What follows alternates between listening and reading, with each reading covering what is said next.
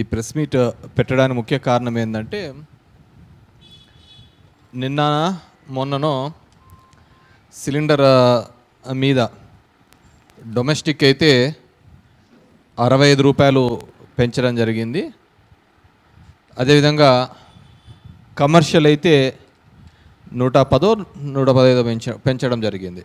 అంతేనప్ప ప్రసాదం? 115 ఎంతో పెంచడం జరిగింది. పెంచడం జరుగుతూ డొమెస్టిక్ బుకింగ్స్ చేసుకోవాలి అంటే, ఈరోజు నా ఇంట్లో సిలిండర్ అయిపోయింది అంటే 25 రోజుల తర్వాత మళ్ళీ సిలిండర్ వచ్చేది. 25 డేస్ వరకు మళ్ళీ సిలిండర్ రాదు అని చెప్పేసి. కమర్షియల్ దాంట్లోకి అయితే ఇంకా బుకింగ్సే లేవు అని చెప్పడం జరిగింది. కమర్షియల్కి అయితే బుకింగ్సే లేవు అని చెప్పడం జరిగింది. సరే, ఇరాన్లో యుద్ధం జరుగుతుంది. అక్కడ నుంచి రావాల్సిన క్రూడ్ ఆయిల్ కానీ, అదేవిధంగా ఎల్పిజి కానీ, లిక్విడ్ పెట్రోలియం గ్యాస్, ఈ ఎల్పిజి కానీ ఇబ్బంది అవుతుంది కాబట్టి 65 రూపాయలు పెంచడం జరిగింది. ఆ నిల్వలు తక్కువ ఉన్నాయి అని చెప్పేసి వాళ్ళు కూడా, కూటమి వాళ్ళు కూడా సమర్థించుకుంటూ మాట్లాడుతున్నారు. నేను ముఖ్యంగా ఈ మీటింగ్ పెట్టడం దానికి ఏంటంటే కారణము, గతంలో వైఎస్ఆర్సిపి చేసిన తప్పిదాన్ని మళ్ళీ రిపీట్ కాకూడదు అంటే వైఎస్ఆర్సిపి చేసిన తప్పిదం అంటే, గతంలో కూటమి కావచ్చు, బీజేపీ కావచ్చు, మా ప్రభుత్వంలో ఉన్నప్పుడు డీజిల్ రేట్లు, పెట్రోల్ రేట్లు, గ్యాస్ రేట్లు పెరిగినప్పుడు మేము ఖండించలేకపోవడం ఆ తప్పిదం. ఆ తప్పిదం చేయడం వల్లనే పెరిగిన గ్యాస్ రేటు కూడా మేమే పెంచినామని, పెరిగిన డీజిల్ రేట్లు మేమే పెంచినామని, పెరిగిన పెట్రోల్ రేటు మేమే పెంచినామని మేము నిందలు మోయాల్సిన పరిస్థితి ఏర్పడింది. అప్పుడు మీరు బాగా చూసింటారు, పాదయాత్రలో కూడా లోకేష్ కర్ణాటకలో పోయి, ఇక్కడ చూడు ఏ రేటు ఉందో, ఇక్కడ చూడు ఏ రేటు ఉందో, మేము వస్తానే తగ్గిస్తాము, జగన్మోహన్ రెడ్డి మొత్తం రేట్లన్నీ పెంచినాడు, నిత్యావసరాలన్నీ పెరిగిపోయినాయి అని చెప్పడం జరిగింది. అది మనం అందరం చూసినాం. చాలా మీటింగ్లలో ఆయన మాట్లాడడం జరిగింది, ఆంధ్రప్రదేశ్లోనే ఎక్కువగా ఉందని. ఖచ్చితంగా ఆంధ్రప్రదేశ్లోనే ఈరోజు కూడా ఎక్కువగానే ఉంది. కూటమి ప్రభుత్వం వచ్చిన తర్వాత 2026లో చూస్తే పెట్రోల్ ప్రైస్ 109 నుంచి 110 రూపాయల మధ్యలో ఉంది. డీజిల్ ప్రైస్ ఆంధ్రప్రదేశ్లో చూస్తే 97 నుంచి 98 రూపాయలకు ఉంది. కాబట్టి ఈరోజు కూడా తగ్గలేదే. మీరు చెప్పిన లెక్క ప్రకారము, మీరు చెప్పిన పద్ధతి ప్రకారం చూస్తే ఇక్కడంతా పెట్రోల్ ప్రైజు, డీజిల్ ప్రైజులు తగ్గిపోవాలి కదా మీ కూటమి ప్రభుత్వం వస్తేనే. మీరు హామీ చెప్పినారు, ఆ హామీని గుర్తు చేయడానికే ఇది పెడుతున్నది. గతంలో మీరు బీజేపీ వాళ్ళు పైన కేంద్ర ప్రభుత్వం పెంచినా కానీ మేము మాట్లాడలేకపోయినాం. మేము చాలా మాట్లాడకనే చాలా తప్పులు జరిగినాయి. అది జరగకూడదు అనే ఉద్దేశంతోనే ఈరోజు ఈ ప్రోగ్రాం పెట్టి చెప్పడం జరిగింది. ముఖ్యంగా చూస్తే వీళ్ళు క్రూడ్ ఆయిల్ పెరిగినాయి, ఇవి పెరిగినాయని కాదు, నేను కంపారిజన్ స్టేట్మెంట్ తీసుకొని వచ్చిన. 2014 వరకు క్రూడ్ ఆయిల్ ఈరోజు ఎంత ఉందో క్రూడ్ ఆయిల్ ప్రైజు 2026లో $90 ఉంది క్రూడ్ ఆయిల్. మీరు పెట్రోల్ డీజిల్ కాదు నేను చెప్పేది, పర్ బ్యారెల్ డాలర్లలో $90 ఉంది. $90 ఉంది. అదే మీరు చూస్తే కనుక 2008లో కనుక చూస్తే 2008లో $99 ఉంది. మరి ఆ రోజున్న డీజిల్ రేట్ ఎంత? ఆ రోజున్న పెట్రోల్ రేటు 51 రూపాయలు, 54 రూపాయలు. అదేవిధంగా ఆ రోజున్న పెట్రోల్ రేటు చూస్తే 54 రూపాయలు, డీజిల్ రేటు చూస్తే ఆంధ్రాలో 37 రూపాయలు. మరి ఈరోజు అంతే క్రూడ్ ఆయిల్ ప్రైస్ ఉన్నప్పుడు, అంతకంటే తక్కువ ఉన్నప్పుడు ఇంకా తగ్గాలి కదా. ఈ లాభాలన్నీ ఎవరికి పోతున్నాయి? ఇప్పుడు మీరు చూసినారు అంటే 2011లో క్రూడ్ ఆయిల్ $111 ఉంది, కానీ 67 రూపాయలే ఉంది కదా పెట్రోలు, 41 రూపాయలే ఉంది కదా డీజిల్, 43 రూపాయలు ఉంది కదా డీజిల్. 2012లో $112 ఉంది క్రూడ్ ఆయిల్, కానీ డీజిల్ చూస్తే ఆంధ్రప్రదేశ్లో 46 రూపాయలే ఉండే. ఆ రోజు ఎంత ఉందో అంటే దగ్గర దగ్గర 14 సంవత్సరాల కింద ఎలా ఉందో, 2012లో ఎంతగా ఉందో ఈరోజు అంత 2012లో 112 ఉంది. మరి ఇవన్నీ ఎక్కడికి పోతున్నాయి? ఎందుకు ఈ భారం అంతా ప్రజల మీదకి 2014 నుంచి ఇప్పటి వరకు 2026 వరకు ప్రజల మీదే మోపుతున్నారు కదా ఈ భారం అంతా. గతంలో మన్మోహన్ సింగ్ గారు ఉన్నప్పుడు లేని భారం అంతా ఈరోజు బీజేపీ గవర్నమెంట్ వచ్చిన తర్వాత ఇదంతా ప్రజల మీదే మోపుతున్నారు కదా భారం అంతా. ఈరోజు ఇంకా ఇన్ఫ్యాక్ట్ క్రూడ్ ఆయిల్ ప్రైస్ అంతా తగ్గిపోయింది, పడిపోయింది. ఇవన్నీ ఎక్కడికి పోతున్నాయి? ఇదే గతంలో రాజశేఖర రెడ్డి గారు ముఖ్యమంత్రిగా ఉన్నప్పుడు ఐ థింక్ 2008లో అనుకుంటా కేంద్రము 50 రూపాయలు పెంచింది ఈ ఎల్పిజి సిలిండర్స్ మీద, గ్యాస్ మీద. ఆ రోజు ఆ 50 రూపాయలు కూడా ప్రజల మీద భారం పడకూడదని వైఎస్ రాజశేఖర రెడ్డి గారు ముఖ్యమంత్రిగా ఉన్నప్పుడు ఆయనే ఆ లోడ్ అంతా భరించడం జరిగింది. ఆయన ఇన్ ద సెన్స్ ప్రభుత్వం, ఆ రోజు రాజశేఖర రెడ్డి గారు ప్రభుత్వమే ఆ భారాన్నంతా ప్రజల మీద పడకూడదు, ఆ 50 రూపాయల భారము అని చెప్పేసి మొత్తం అంతా కూడా రాజశేఖర రెడ్డి గారి ప్రభుత్వమే భరించింది. ఈరోజు నేను కోరుకునేది ఏంటంటే, ఈరోజు పవన్ కళ్యాణ్ కావచ్చు, చంద్రబాబు నాయుడు గారు కావచ్చు, బీజేపీ కావచ్చు, కూటమి 15 సంవత్సరాలు మేము ఎక్కడికే కానీ పోము, కలిసిమెలిసి ఉంటాము, ఉండాలి అని ప్రార్థిస్తున్నారు, కోరుకుంటున్నారు. అది మీ తిప్పలు ఏదైనా కానీ మీరు ఉండాలనుకుంటారు, కానీ ప్రజలు ఉండాలి కదా.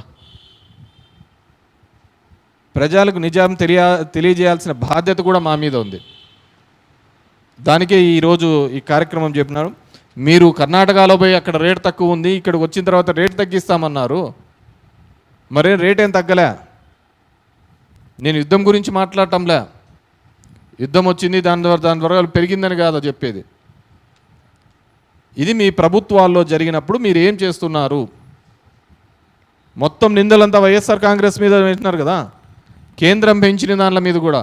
ఎంత దరిద్రం అంటే అమరావతి కోసం 1% ₹1 సెస్ కూడా పెంచినారు మీరు. అమరావతి అభివృద్ధిలో భాగంగా పెట్రోల్ మీద, డీజిల్ మీద, దీనిల మీద ₹1 ఎక్స్ట్రా కూడా పెంచినారు మీరు. కానీ మేము చెప్పలేకపోయినాం. అదే కదా మాకు ఈరోజున్న పరిస్థితుల్లో ఇవన్నీ కూడా. ఎందుకంటే చంద్రబాబు నాయుడు అంటాడు, నేను 20 ఏళ్ళ ముందర ఆలోచిస్తా అంటాను అని చెప్పేసి.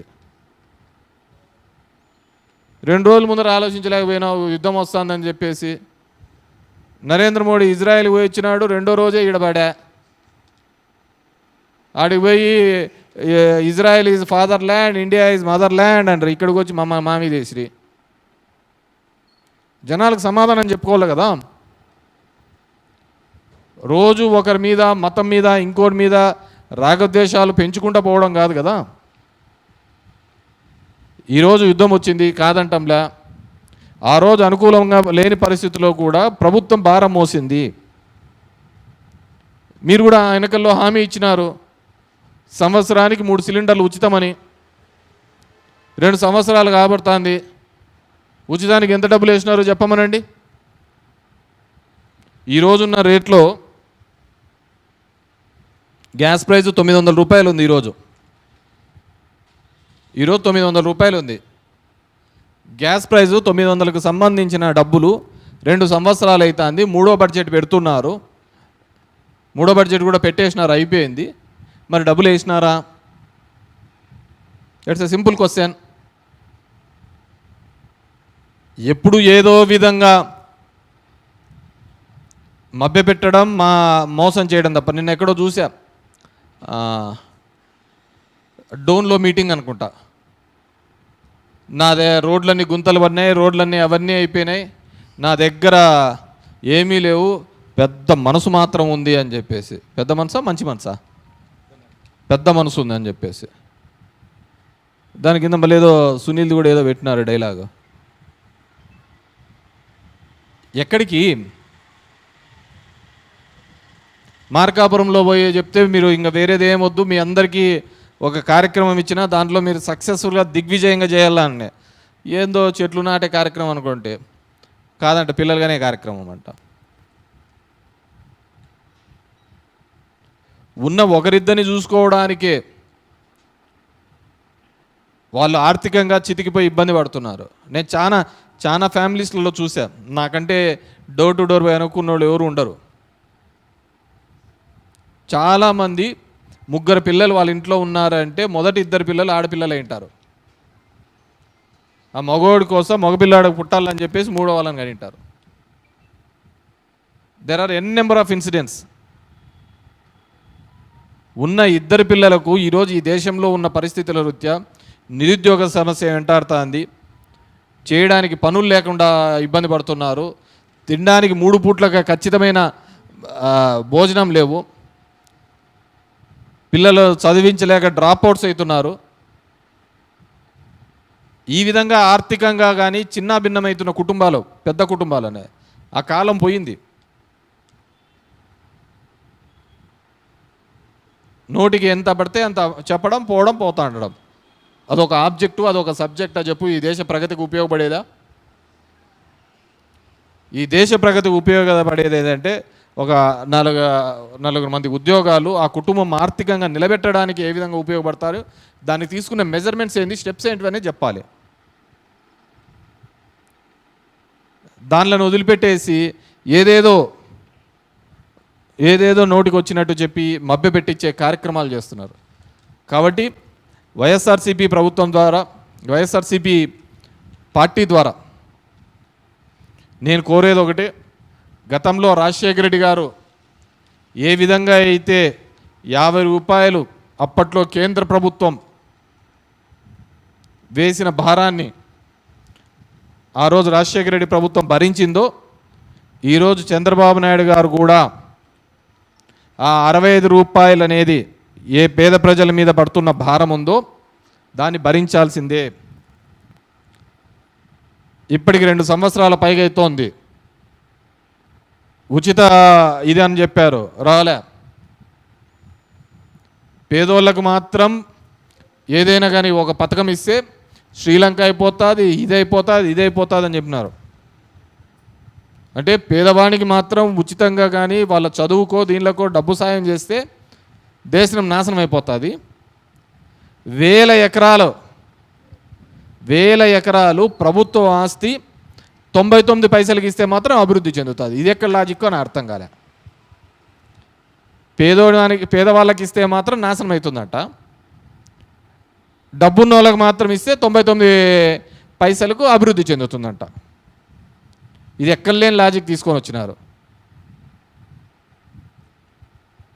కాబట్టి ఖచ్చితంగా